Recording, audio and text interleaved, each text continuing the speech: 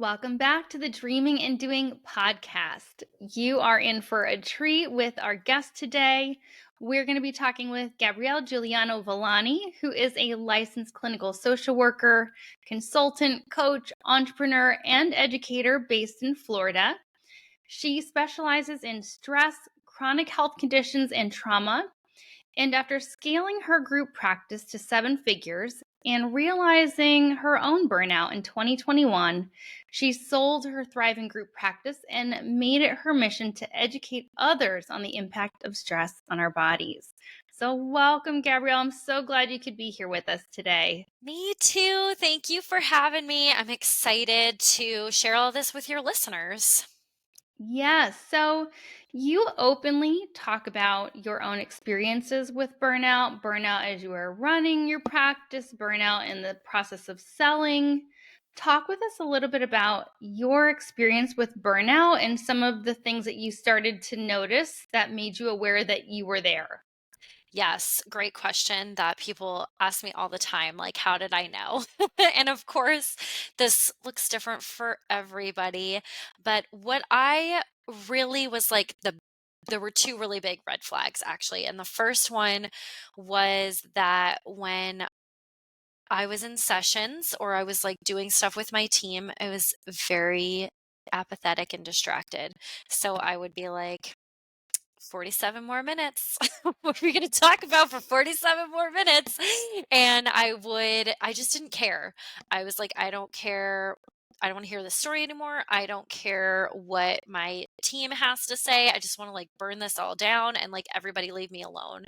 So the apathy was huge. And I always get really nervous when I share that because obviously being a therapist and a business owner, you need to care.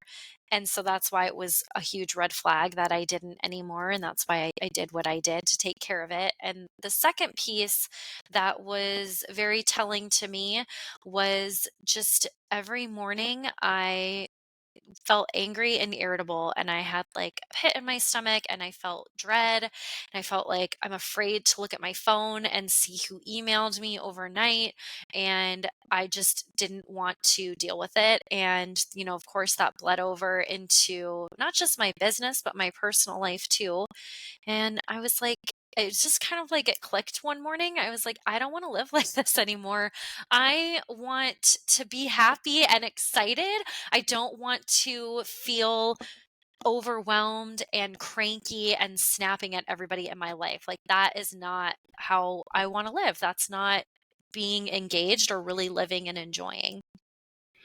Yes. And so I'm wondering, before you had this aha moment, what were some of the maybe warning signs, for lack of a better term? Like, what were some of the signs along the way? Even if they're signs that you only recognized in hindsight. Yeah, I think a lot of them are in hindsight. I think part of my problem was that I had a lot of issues with people pleasing and being codependent and boundaries. And Mhm. I would, like I remember, and this is just a small thing, but it bled over again, like into all other areas. Like, my team was in Colorado and I had already moved to Florida. And so I was 2 hours ahead. And my team would call me. Sometimes it would be like 9 o'clock here. And I'm like, I don't know why you need to call me at 7 p.m. Mountain Time, but whatever. And they would be like, I need to talk to you about this client or this case.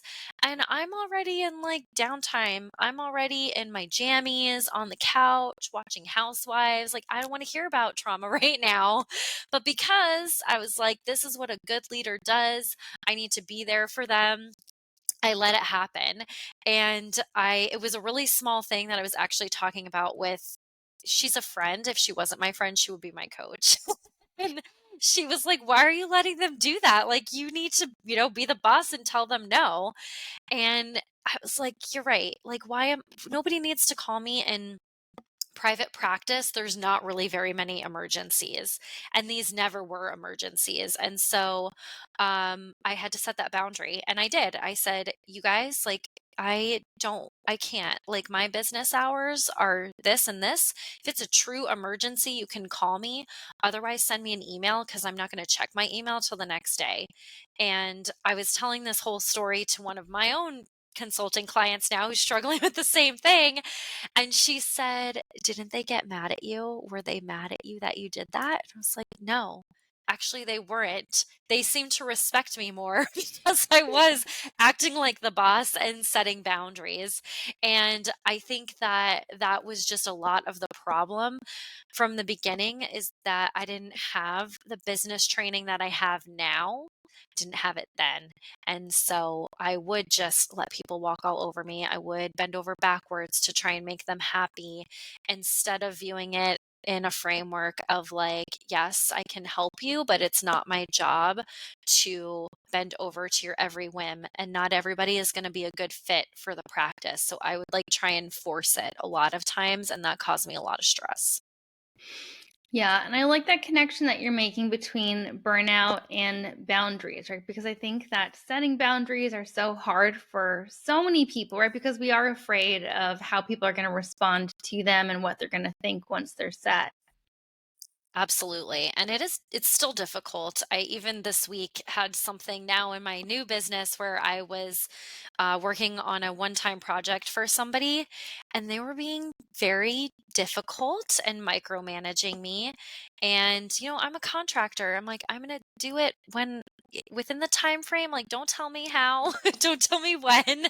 And this same friend was like, just a reminder, Gabrielle, like, you're in control. You can say no. You don't have to work with those kinds of people. And I did end up going through with it, but I had to set some clear boundaries with her on like what the project was going to look like and what the scope was going to look like. And that was a learning experience for me too. I had a lot of it in our contract, but there were like two missing pieces. And I'm like, I know for next time to make sure that those are really clear. Yes. And right, just that reminder of how we all need those friends in our small businesses who are going to hold us accountable or share their outside observations. Absolutely. It's huge because we're very isolated and it is lonely at the top. And that Mhm. is why we have masterminds and coaching and consulting and all of those things. And it is so important because we get really narrowly focused sometimes and kind of like stuck in our ways. And we don't see that maybe it's something very small that we could delegate or change that will end up to having a really big impact on our own stress levels and how we run our business efficiently. Yes, that whatever we're doing, that there are other possibilities as well. Mhm. So I'm wondering, um, when you recognized that you were feeling burned out, what are some of the steps that you took to remedy that or to work through that? It was a long journey. And I think that this all really started my burnout in like 2020, like a lot of us. And it's now the end of 2023. And I just feel like I'm starting to get on the other side of it and feeling better. So, a lot of the things that I did were well, I went on a retreat. And I know that you know the power of retreats. So that was really helpful.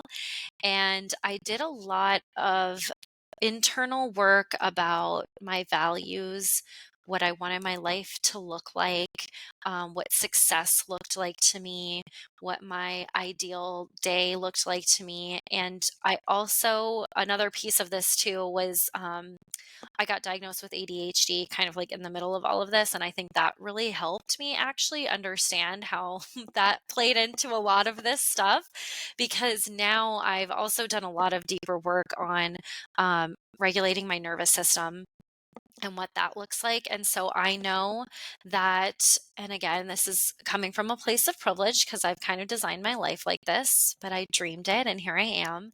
And I design my day how I need it to be for my energy levels. So I know that I don't like to start working before 10 a.m. because I like a slow morning, like to get up and either go for a walk or go to the gym and have my coffee, and then I kind of ease into the day, because if I start working before 10, I feel really rushed and then my whole day is rushed.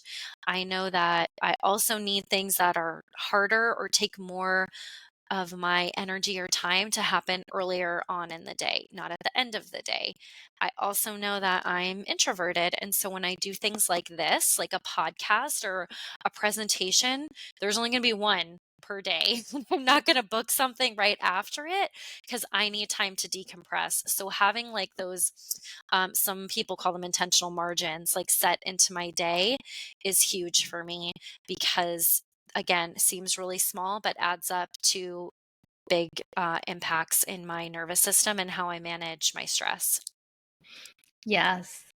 Now, talk with me about you have this moment where you realize I'm burned out. You start taking some steps to remedy that. But it sounds like also during that time you decided to sell your practice. Talk with me about that moment of realizing I'm burned out and the decision to sell.